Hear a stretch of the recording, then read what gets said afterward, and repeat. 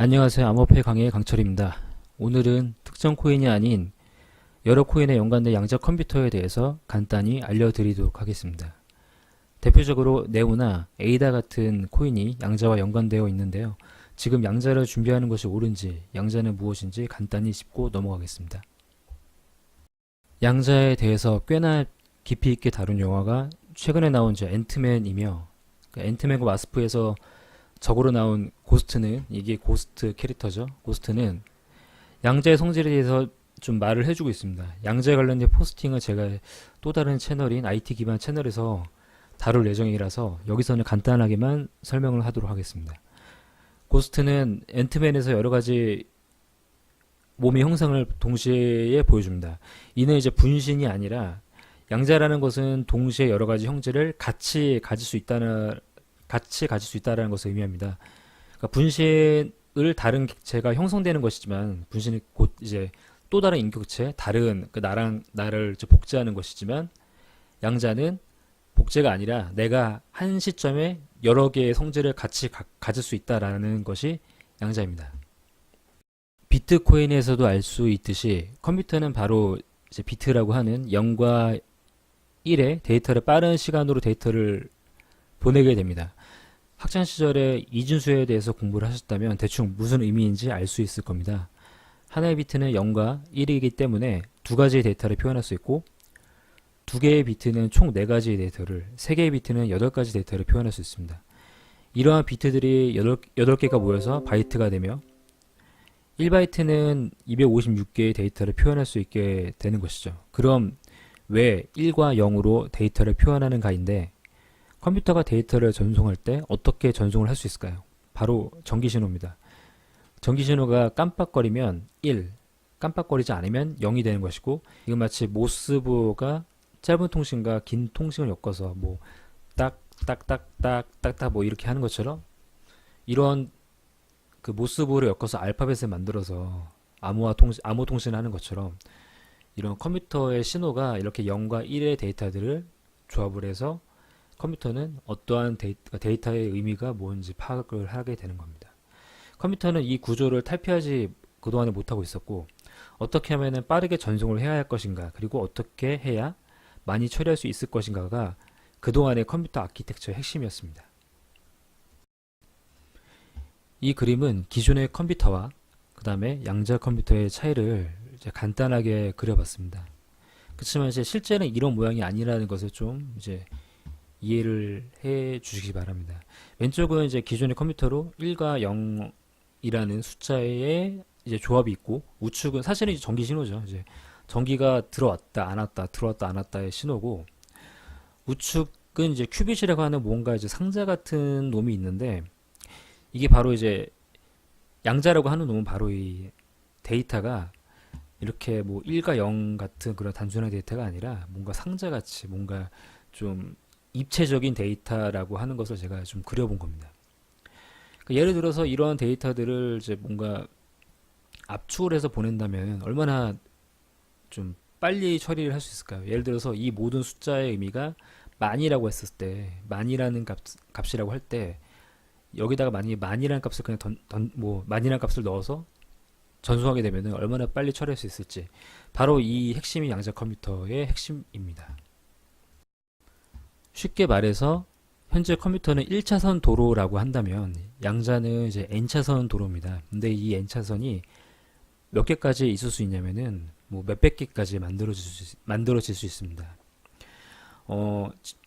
현재는 데이터가 1비트가 한 번에 1과 0, 즉 두 개의 데이터를 처리할 수 있기 때문에, 그 양자 컴퓨터는 최소 3개부터 많게는 몇백 개의 데이터를 표현이 가능하고요.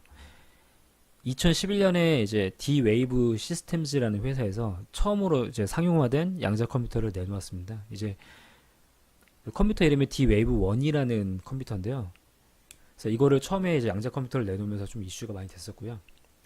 현재는 양자 컴퓨터를 만드는 그런 업체들이 물론 꽤 있지만 아직까지 상용화가 될 수 있는 그런 수준은 아니고요. 우리나라에서도 제가 알기로는 카이스트 대학교에서 좀 양자 컴퓨터를 만들었다고 알고 있습니다. 근데 그 성능은 저희가 뭐 그러니까 엄청나게 좋은 그런 성능까지는 아니고요. 물론 이제 연산하는 거는 거의 슈퍼컴퓨터 정도의 성능을 보여주긴 합니다만, 이 놈이 양자 컴퓨터의 단점이 엄청난 큰 단점이 하나 있는데요.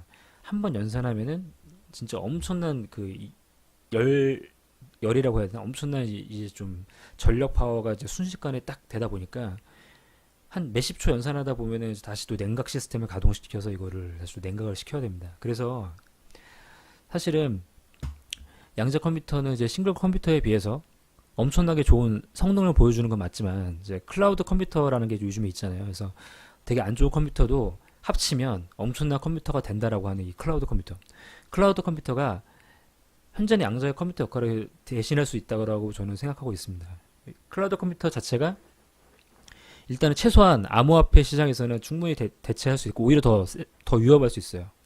왜냐하면 클라우드 컴퓨터는 이 놈이 합쳐질 수도 있고 분해가 될 수 있고 이제 분리가 될 수도 있잖아요. 그래서 뭐 예를 들어서 포스 기반으로 한다면 컴퓨터가 많은 게 좋죠. 한 대 컴퓨터가 백날 좋아봤자 의미 없습니다. 포스는 노드가 많아야 되거든요. 근데 클라우드 컴퓨터는 노드가 많죠.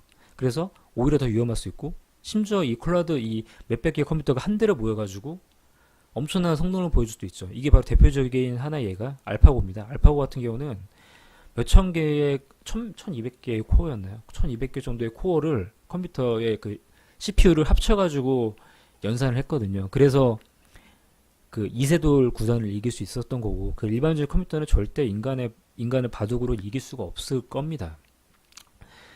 그러니까 이렇게 하다 보니까 현재는 양자 컴퓨터에 대해서 솔직히 블록체인 계에서는 양자 컴퓨터를 솔직히 걱정할 필요가 없다라는 게 제 생각입니다. 솔직히 말이 안 되는 것 같아요. 일단은 양자 컴퓨터로 제대로 뭔가 할 수 있는 게 없어요. 정말 불타오를 정도로 이제 순식간에 연산을 푹 꺼지거든요. 근데 이거 가지고 뭐 어떻게 할 것인지 솔직히 모르겠어요. 왜냐면은 블록체인은 블록을 만들고 또 그 다음 블록 만들고 또 블록 만들고 이렇게 해야 되는데, 순간 푹 꺼질 거면은 이거 가지고 뭔가 해킹했다고 뭐 말도 할 수 없거든요. 솔직히. 그래서 이거를 개선하지 않는 이상은 양자 컴퓨터로는 블록체인 위협이 된다라고 하는 건 제가 봤을 때 쇼맨십이고, 그냥 사실상 필요가 없고 증명도 안 된 거를 했다라고 하는 걸로 저는 그냥 보고 있습니다. 제가 바로 전 슬라이드에서 차라리 양자 컴퓨터보다 이제 클라우드 컴퓨터가 훨씬 위험하다라고 말을 했는데요. 왜냐하면 양자 컴퓨터를 막는 되게 가장 간단한 방법은 포스랑 디포스 기반으로 하는 것입니다. 아무리 양자가 연산 속도가 빠르다 하더라도 포스 기반은 노드가 많아야 되죠. 연산 속도 백날 빨라봤자 뭐합니까? 노드가 없는데요. 그래서 그냥 나중에는 이런 게 위협이라 한다면 포스로 전환하면 그만이고요. 이게 만약에 위협이 되려고 한다면은 이게 양자 컴퓨터가 실생활에 막 이렇게 배포가 돼야 되는데, 그거를 저희가 언제쯤 느낄 수 있냐면은 정말 저는 제가 볼 때는 10년 이상 걸린다고 보고 있습니다. 솔직히 10년이면은 10년 이상 걸린다고 해서 양자 컴퓨터 저희가 쓸 수도 있을까? 그것도 사실상 퀘스천이거든요. 그러니까 10년이면은 강산이 변하고, 그 다음에 10년 전에 저희는 솔직히 피처폰을 쓰고 있던 시절이라서 지금 양자 10년 동안에 뭐 미리 10년 전에 준비를 한다, 사실 말이 안 되는 것이죠. 사실 10년 후에는 어떤 일이 벌어질지 모르고 블록체인이 어떻게 발전될지도 모르는데, 뭔 블록체인을 미리 10년 전부터 블록체인이 뭔가 10년 전부터 양자 컴퓨터를 방어한다는 건 사실상 어불성설입니다. 그리고 저는 정말 소탐대지라는 코인이라 생각을 하거든요. 근데 이걸 잘 모르시는 분들은 그냥 양자 컴퓨터라는 게 이슈고 양자 컴퓨터를 방어한다라고 하면서 엄청 좋은 코인이라고 하면서 들어가시는 분들이 계세요. 근데 양자 컴퓨터에 대해서 조금만 더 한번 공부를 해보시면은 이거는 정말 아직은 먼 기술이구나 라고 하는 것을 알 수 있습니다. 그러니 지금 양자 컴퓨터는 잊으시고 실생활에 도입이 될 만한 코인들을 찾으시는 것을 추천드립니다. 어차피 양자 컴퓨터가 실생활이 되는 시점은 다 모든 코인들이 양자를 대응할 만한 방법을 다 찾을 것이다 라는 것이고요. 지금 양자 컴퓨터를 대비하는 건 제가 볼 때 백두산이 폭발하면 어떡하지? 후지산이 언제 폭발하지? 이걸 미리 걱정해서 뭐 이민 간다든지 이런 거랑 좀 똑같다 보거든요. 그때 되면 기법 다 나오고요. 물론 이제 이렇게 폭발하는 건 사실 뭐 피할 수 없겠지만 걱정하지 마시고, 양자 컴퓨터는 나중에 엄청 이슈가 되면은 이미 뉴스에서 빵빵 터지면서 양자 컴퓨터에 대한 말이 계속 나올 거예요. 그때 되면 하시면 돼요. 사실은 지금은 양자 컴퓨터 걱정 없다. 이상 그 블록체인에서 양자 컴퓨터에 대한 한번 영상을 한번 찍어봤습니다. 많은 분들이 뭐 네오랑 에이다 같은 경우로 양자 컴퓨터 때문에 들어가신 분도 있는 것 같은데 그 들어가시기 전에 해당 기술이 정말 필요한지 한번 생각을 한번 더 해보시고 들어가셨으면 좋겠습니다. 이상 블록체인 강의의 강철이었습니다. 감사합니다.